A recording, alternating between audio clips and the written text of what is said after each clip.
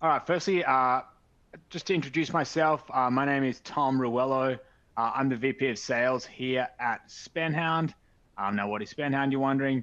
SpendHound is a free vendor management platform that gives finance teams visibility into software spend. So we connect directly to your ERP to organize every software subscription into one dashboard, benchmark your pricing of all of your different vendors against our close to 1,000 different customers we have now, and then we ultimately help you negotiate better deals. It's essentially like having your own procurement team without paying for one. Now, before we begin, let me change the slide. Before we begin, definitely encourage you to submit questions throughout the webinar. We'll try to answer whatever we can as we go along. Please direct your comments to the chat. We'll be monitoring it. Anything that we don't get a chance to discuss, we'll kind of go back and answer within the Q&A section. We will have a Q&A section at the end of the session.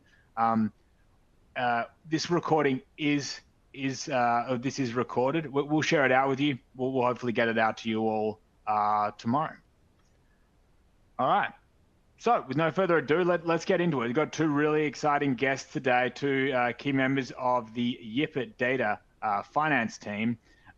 Firstly, let's start with some introductions. So LizHong Zhang, let's start with you. LizHong is Finance Manager at Yipit Data. LizHong, welcome. Thanks so much for joining us. Excited to have you be part of this webinar today. Can you maybe start with just a little bit of background around yourself and how you ended up at Yipit Data? Yeah, absolutely. Thank you, everyone, and thanks for having me. My name's LizHong Zhang. I'm the finance manager at Yipit. I joined about 5 years ago and I started as the second hire on the FP&A team. I was like really excited to kind of help stand up the function and really grow the company, which it definitely has grown over the past 5 years. And prior to that, I started my career at Thomson Reuters as part of their finance rotational program and based in New York City. Awesome. Thanks, LizHong. Next, I want to introduce Steve Seperson, CFO of Yipit Data. Steve, can you maybe give us a bit of background on yourself? And then also, if you could jump into a bit of background around Yipit Data as well, it'd be really helpful for the audience. Sure. Thanks, Tom, and very nice to be here as well, and appreciate everyone joining. So Steve Seperson, CFO. I joined Yipit about 2.5 years ago. Before I was with a company called GLG, or Gerson Lerman Group, where I led the finance organization and was treasurer, and then spent the first decade before that in capital markets. A little bit of background on Yipit and also what resonated for me, similar question to LizHong of like what attracted me to join the company 2.5 years ago. Yipit's the leading alternative data provider. We're helping both investor communities and corporations, giving them real-time granular insights, leveraging our data. And so it really resonated with the mission of the company, and as excited as when I joined as I am today to be here. And so it's really nice to be here and excited to share more about our process. Awesome. Well, welcome both. Just a little bit of background first. So as you can probably tell, there's a relationship between SpendHound and Yipit Data. SpendHound exists because really two things happened at Yipit Data a few years ago. First, we were a fast-growing company without anyone in procurement. We're buying lots of new tools and didn't have a great way to keep track of them. Secondly, we kind of evaluated tools to solve this, but they were really expensive and it was extremely hard to justify essentially paying for a tool to help you save money. So we had a crazy idea. Let's build a product that actually solves these problems and then pair it with a business model that allows us to provide the product 100% free. And so over the last 2 years, we've built SpendHound up and signed up close to 1,000 customers to use it. And so today I'm going to be speaking to Steve and LizHong about the budgeting process within Yipit Data, but also how they're using SpendHound today. Cool. So let's kind of start with you, LizHong. I guess you're in the trenches doing budgeting kind of every year. Would love to hear from you what budgeting season sort of looks like within Yipit Data. Like what's the cadence, who's involved, and maybe some of the tools that you're using. Yeah.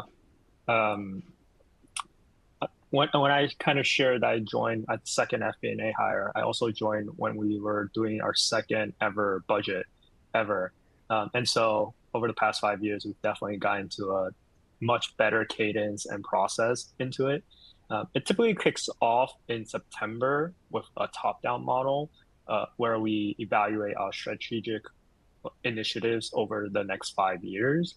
This framework then structures how we think about our bottoms-up budget for the upcoming year.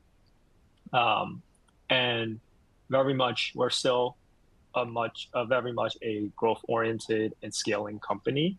And so we have to first align on what our top line ARR growth expectations are, as well as investment areas.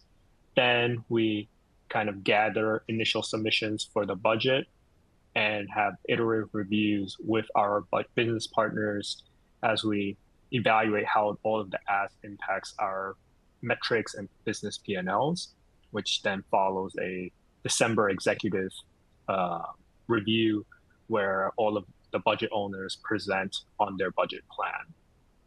Some of the tools that kind of allow us to do this, we leverage NetSuite as our ERP system. We have a tool called ChartHop that helps with headcount planning and submissions. We use Google Sheets for sort of OpEx intake, and also a FP&A software called Pigment that helps us with consolidation and modeling. The big focus area for us at our stage is really kind of like balancing the investments that allow us to drive top line growth while still being able to drive operating leverage through business visibility and spend. Nice. Okay. That's a super helpful kind of background.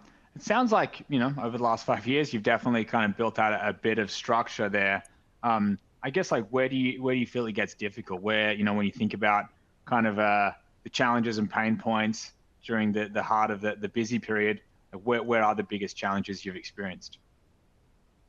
Yeah, I think we're still in this process of leveling ourselves up and the finance org, and that journey never really stops. But as other people probably also feels and resonates with, is just like the manual work of getting to the place where you feel like you have everything in place to even make those decisions. So that comes from what we used to do is have 50 different Google Sheets for separate departments that we had to update manually every single month for the latest actuals. And that was a lot of like manual work when you're trying to actually see what's happening and what levers you can change and what that impact is. And secondly, I think there was generally, as we've gotten larger, there was a lack of visibility from our business owners where they were also very busy on managing their own team and what they're part of the business. And so they weren't able to really keep up on all of the software spend that they were spending on, what the renewal terms were, or kind of what were they even spending on in total. Yeah, okay. And then you mentioned a number of tools you're using. Can you maybe talk us through them and sort of how you're using each tool as part of the process? Yeah, happy to. NetSuite is sort of our accounting ERP system. As we evolve to be multi-entity and sort of a larger enterprise, we had to upgrade from what we were previously using, which is QuickBooks. ChartHop, this was a tool really in partnership with the people ops team that allows us to gather headcount submissions, connect to Greenhouse for any open roles, as well as performance management in terms of like annual reviews and promotion cycles. Google Sheets, given that we're a Mac-driven environment, we have to kind of use Google Sheets, but it's actually a great tool where everyone in the business has access to and is in a familiar environment.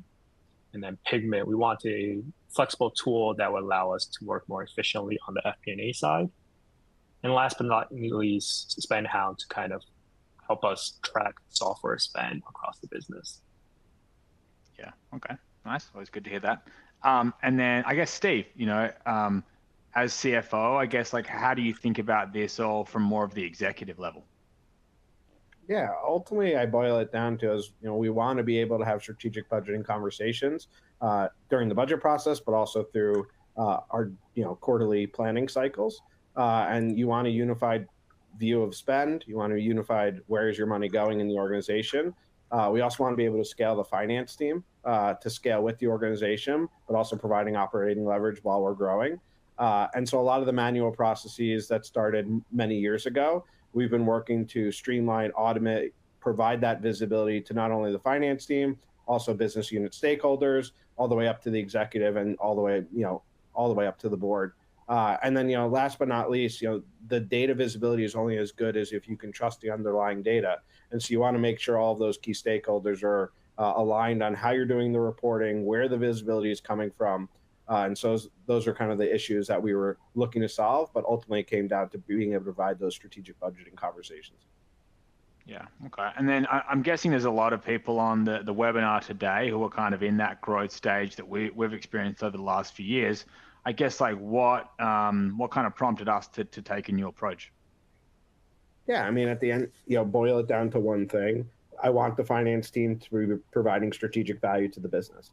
And that could be everything from getting into spend visibility, ARR, but really we want to be able to, as a growth-oriented business, support the business providing unique insights to enable business unit stakeholders and leaders to change direction, invest further. And so for us, that's always been key.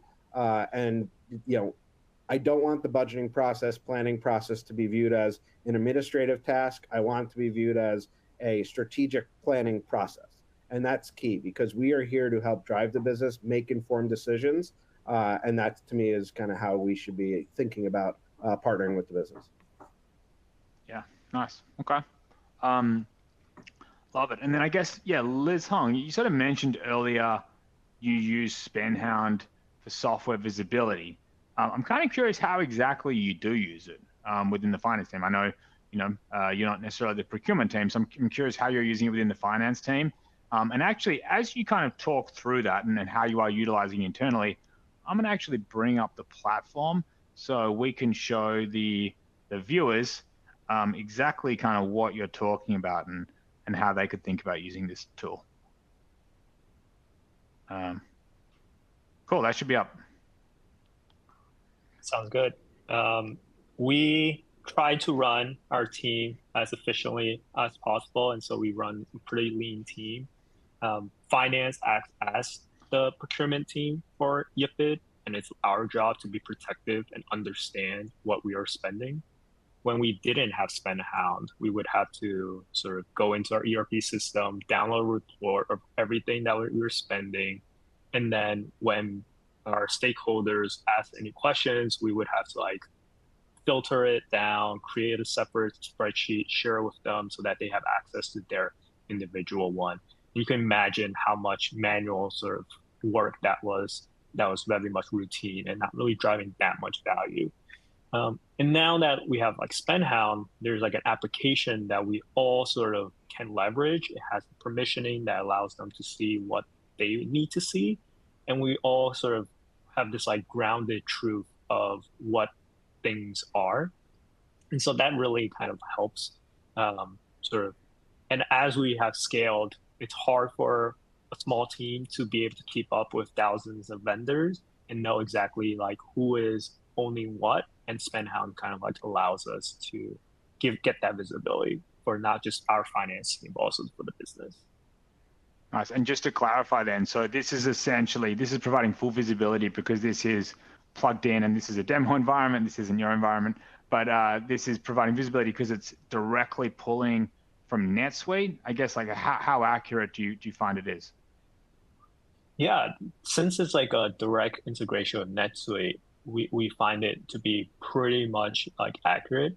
If there is any inaccuracy, we're able to kind of catch it up front. We can tag and send notifications to who actually owns it, for example, and know exactly and be able to get it corrected if there is any. But being able to, sometimes you have vendors that show up and you have no idea who even bought it, and you have to go on a goose chase to try to find who actually is the app owner, for example. And this really helps us out with that. Yeah, I bet. Okay, cool. And Steve, I'm kind of curious, as CFO, how do you think about using SpendHound? Yeah, to me, one of the things I use the most every day because I'm having to approve is our procurement workflow process. So if you move more upstream, what LizHong was talking about is more, hey, you're taking data out of our ERP. It's already contracted vendor spend. It's already things we're working on. But moving more upstream is how do you enable visibility and controls on what's being signed, what's being contemplated within the organization, given we have a decentralized, our business leaders are able to make decisions and ultimately come back with spend recommendations to drive their businesses forward. And so to me, this is something we're using every day. There's approval workflows where different members of the finance team, all the way up to certain thresholds that come all the way up to me, enable us to have that visibility and controls in place more upstream, as well as having the visibility downstream with the contracting. Nice. And this is all fully customized. So I believe you can sort of update all of your workflows based on different requirements. For a $5,000 purchase, probably don't need a whole heavy layer of approvals. But for multi-$100,000 purchases, then obviously you want to make sure that all the right people are ensuring that's kind of in line with best practices. And then I guess from my perspective, so within Yipit Data, I obviously am VP of Sales for SpendHound. But within Yipit Data, I also have tools that I manage myself. And so given we have a decentralized process, I actually use the application myself, probably not daily, but I'd say on a weekly basis. How do I use it? So each application will have an app owner. And within that app owner, you set up reminders. And so one really nice thing is I know for all the tools that I'm in charge of, I'm going to be sent a renewal reminder. They come via email, but I actually get them via Slack because I live on Slack most of the time. And so just knowing all these renewals that are coming up so that I can action them is really, really critical for me.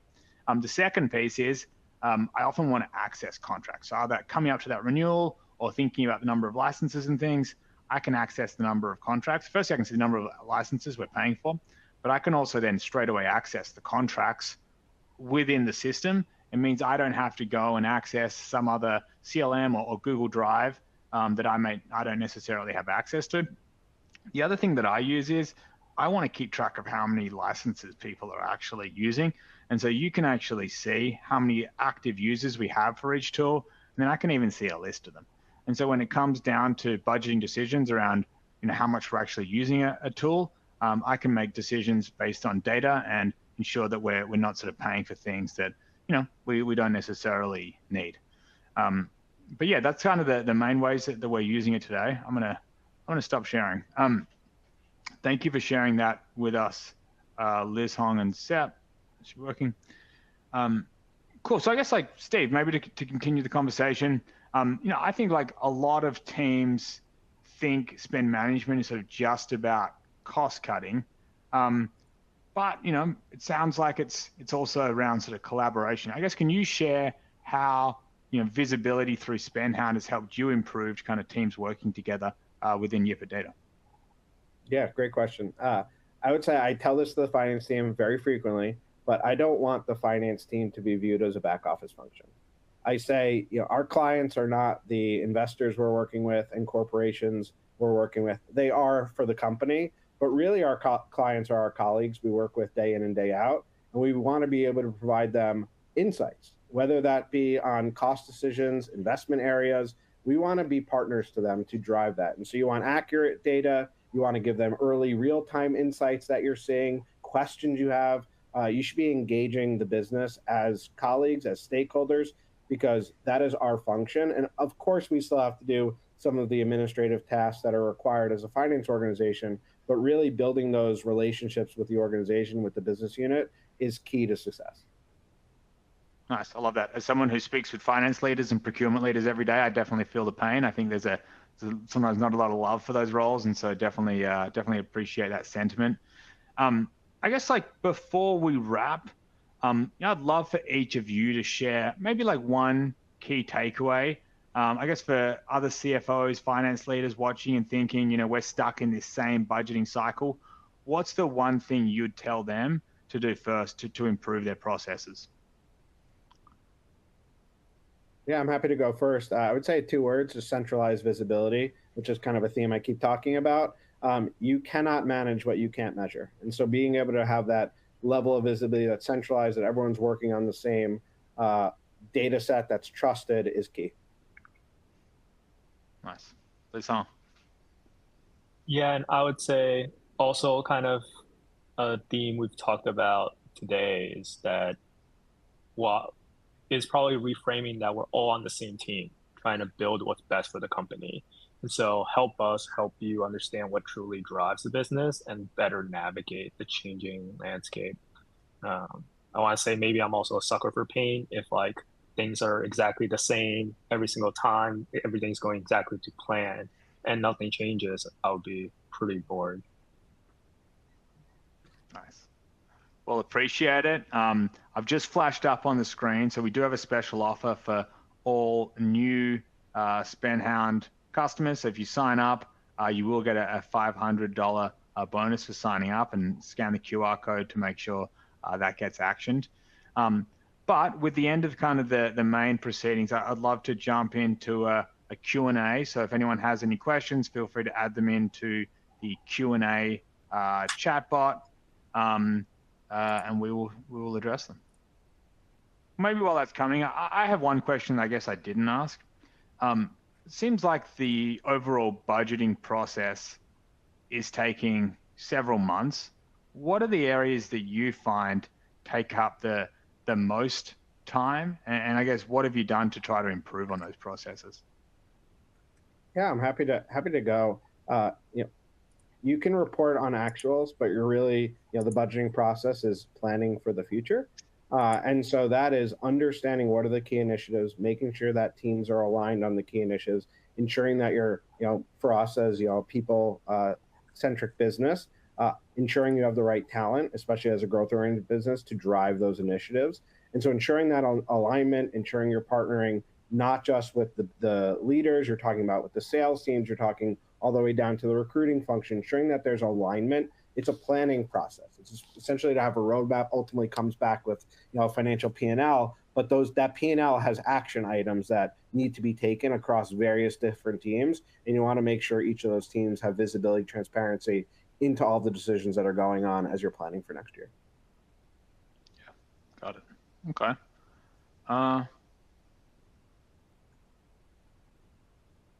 Any final questions? Speak now, forever hold your truth.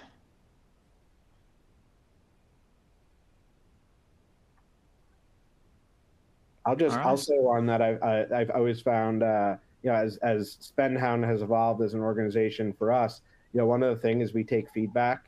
Us being a user of SpendHound, a lot of the applications that you see and developments come from real feedback, and I've always appreciated the team, Tom and others who take feedback in order to keep evolving. But it's been such a joy to be a part of, and as a client of SpendHound, but also obviously part of the Yipit umbrella. And so very much a big user and fan. Nice. Thank you, Sep. We appreciate that. I would echo that. As like, I would call myself an ICP, like the main target customer for SpendHound. Being able to kind of like share feedback is something that like, and it's something that like makes my life better. It's something that's awesome.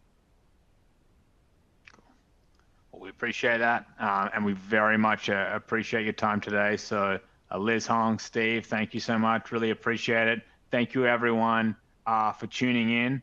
We definitely appreciate you taking the time, and we will be following up with recordings tomorrow.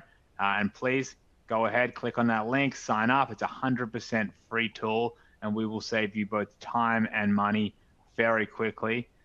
Plus, you'll get $500 for your efforts. And so thanks so much. Appreciate it. That's it today. Everyone have a great day. Bye. Thanks, Tom. Thanks, Bye-bye. everyone.